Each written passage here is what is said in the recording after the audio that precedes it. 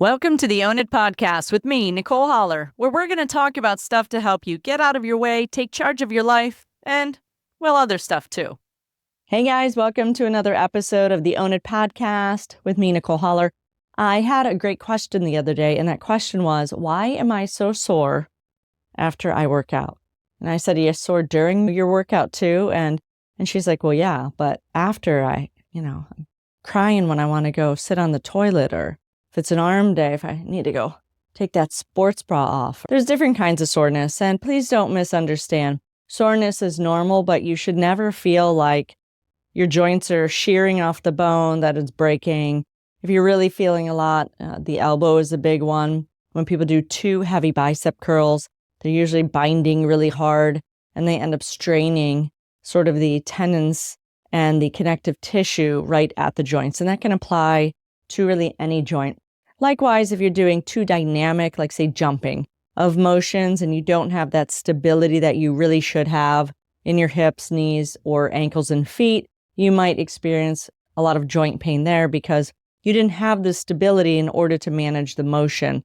If these are the cases, then in the first example, you probably need to have more range of motion and less weight, so you're not fighting so hard through the exercise. And using the jumping example, you should probably start doing some more stability work in order to protect those joints when you are doing the motion. But that's not the kind of soreness we're talking about today. The type of soreness I'm talking about today isn't even that acute muscle soreness that you might experience during the workout. If you were at all like a high school athlete like me, you've probably done a lot of wall sitting. Your back up against the wall, knees 90 degrees, hips at 90 degrees, and you just sit there for endless amounts of time till your quads are super burning. I remember those were some of my first memories of acute muscle soreness. I'm not talking about that kind of muscle soreness today. What I want to talk about is DOMS, you might have heard, which is Delayed Onset Muscle Soreness. And that's something that usually comes within 24 or 48 hours after a workout. Now, everybody's a little bit different. For me, I'm generally more sore 2 days after a workout. Some people are more sore 1 day after a workout. Everybody's body is just a little bit different, but that's the average range. Now, it's really important to understand that there are two main motions whenever we're doing an activity. The first one is the concentric motion, and that is when that muscle is shortening. I'm going to use a bicep curl as an example because it's one we can all probably relate to. When you bring your hand toward your shoulder, that's the concentric part of the exercise because that bicep is shortening. The eccentric part is when it's elongating. Now, if you're using a dumbbell, that will be, and you're standing, for example, that's going to be when you're lowering the dumbbell toward the floor, when you are resisting the force of gravity trying to pull you down. If you were using a cable machine, in that case, it would be as the plates are coming back together, whatever the position you're in. So using a dumbbell bicep curl as an example, when you're bringing that hand toward your shoulder, that is the concentric or shortening of the muscle. The eccentric is the elongation of the muscle. Now, it's known that DOMS is usually most related toward that eccentric or elongation part of the exercise. When we're doing that, what's happening is that's really the time where we're really building a lot of strength. So if you're doing that bicep curl and you pull it up, and then you let your arm drop down, I would recommend you make some changes. You always want to control the weight going down, whatever the exercise that you're doing. You're going to notice a lot more later on and tomorrow, and you're going to get so many more results and better results from doing it in that way. So DOMS is most associated with that elongation or the eccentric part of the exercise. And the reason is that it creates micro tears in the muscle as you're lowering the weight, as you're returning and elongating the muscle, whatever that muscle group may be, depending on the muscle group, of course, that you're working. And those are the things, those muscle tears, those are how we grow. We tear the muscle and then we rebuild it. And that's essentially muscle growth. For everybody who never really realized that, you are in fact creating tears in the muscle and we grow it.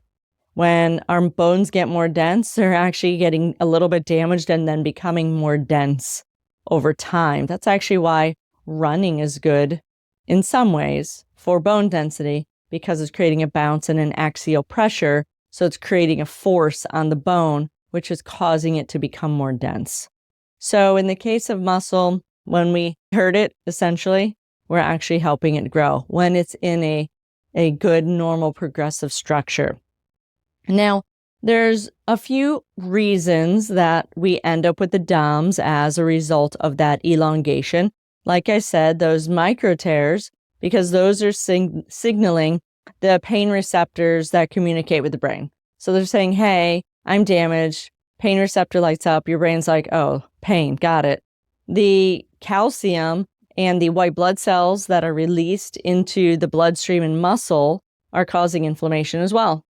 So that's why we always want to do therapeutics in order to help us recover from exercise too. You're going to have, of course, the lactic acid. That's a normal byproduct of muscle metabolization. You've probably heard those words before, lactic acid. When you are doing activity, please keep in mind that we want to allow the body to remove toxins like lactic acid. So say your legs are sore, don't just lay on the couch for the next 3 days. Go for a walk, move them around, do some gentle body weight squats, whatever it is, just to get the body moving, the blood flowing, and allow your muscle groups to flush out those toxins. I'm going to assume that most people want to know how to recover from that delayed onset muscle soreness. So there's like 4 or 5 things I like to recommend. And the first one is always that you want to progress slowly when you graduate in weight. Don't suddenly jump many percentages or pounds of weight at a time. If you have a bigger group, sure, jumping 10 pounds for your squat might not be a big deal, but jumping 10 pounds for your bicep curl is a huge deal because the bicep is obviously not capable of navigating and managing nearly as much weight as the entire lower body. So you want to progress smartly and slowly, even if that means drop setting, doing fewer reps, and then lowering the weight to continue a few more. That's going to be drop setting. Use a spotter. Whatever it is you need to do as you move up to that slightly increased weight. The next one, and I talk about it pretty much in anything that involves wellness, and that's please drink water. You want to stay hydrated. Water is so essential in order to keep the body just functioning well. It helps with our cognitive ability. It helps with flushing out toxins from the body. It allows cells to communicate. It allows the electrical synapses to jump through so that they can communicate with the body. You don't want to be beef jerky. So we want to be a nice supple steak. The other thing, again, you'll hear me mention it all the time. I did a whole thing on it in my book, Feeling Stuck. I think I had like 2 full pages on sleep and how to even improve your sleep, is that you want to sleep. Sleep is when our body does repair, and that includes our muscles.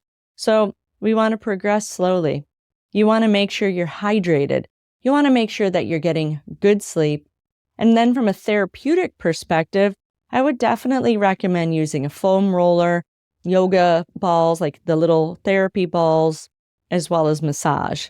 I often do workshops and seminars with foam rollers, therapy balls, and certainly recommend massage to people. You don't want to brutalize yourself. Be gentle. You shouldn't feel more than a 7 in discomfort if you are using any of those therapeutic modalities. And then you can kind of ease into it over time, whether it's with yourself in the foam roller or with a massage therapist. If they're qualified, they know they shouldn't be diving right in. They want to warm up the body and ease their way in if you're getting deep tissue. And then finally, and I have this one at home, use an ice bath. Ice baths are great because they help to constrict the blood vessels. They flush waste from the body. They reduce inflammation. And these are all of the things that are happening after we've worked out. So an ice bath could be really beneficial for you as well. But I will caution you, if you're new to it, let's not dive into a 40-degree tank. you're going to want to start somewhere in that mid-50s and only go for a few minutes and then graduate over time. And I can tell you for myself, I might have one at home, but if I've been on vacation for a couple of weeks, I want to start at that mid-50 range again just to get my body readjusted, and then I can happily go down. I usually stay at around 48 to 50 because I suspect people might be asking me what temperature I stay at, and then I go for about 8 to 10 minutes max. Anyway, that is my advice to anybody who's wondering why they're so sore after a workout. If it's not just extraordinary joint pain and you're actually just feeling your muscles, then you've probably done a really great job working the muscle. So good for you. If you want to help yourself recover from it, remember, drink water, progress slowly, sleep, use those therapeutic tools like foam roller, the yoga therapy balls massage, as well as an ice bath. If you have any other questions about fitness, wellness, whatever it might be, by all means, go onto my website. You can submit a form there under the podcast page with topics you'd like me to discuss.